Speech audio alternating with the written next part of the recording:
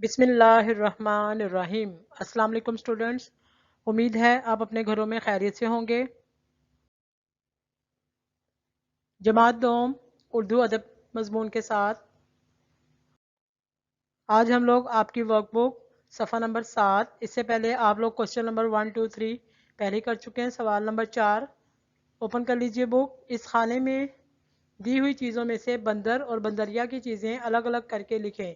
جیسا کہ آپ لوگوں نے اس سے پہلے جو نظم پڑھی تھی آپ لوگوں نے بہت انجوائے کیا اور بہت آپ لوگوں کو پسند آئی ہے یہ نظم۔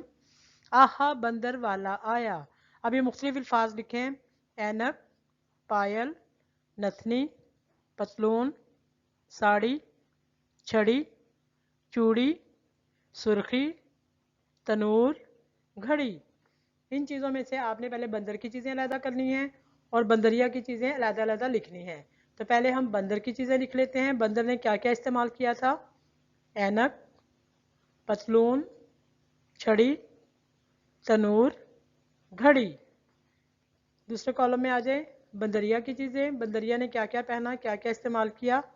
پائل، نتنی، ساڑی، چوڑی، سرخی۔ سوال نمبر 5 خالی جگہ پر کریں۔ نمبر 1، بندر نے پتلون پہن کر گھڑی لگائی۔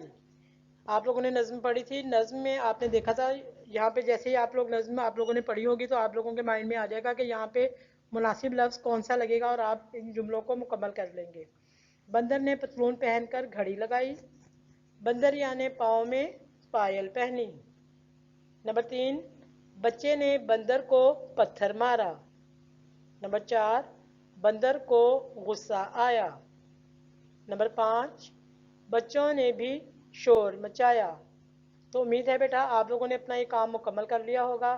اپنے اس کام کی پک لے کر اپنے واٹس ایپ گروپ میں ضرور سینڈ کریں۔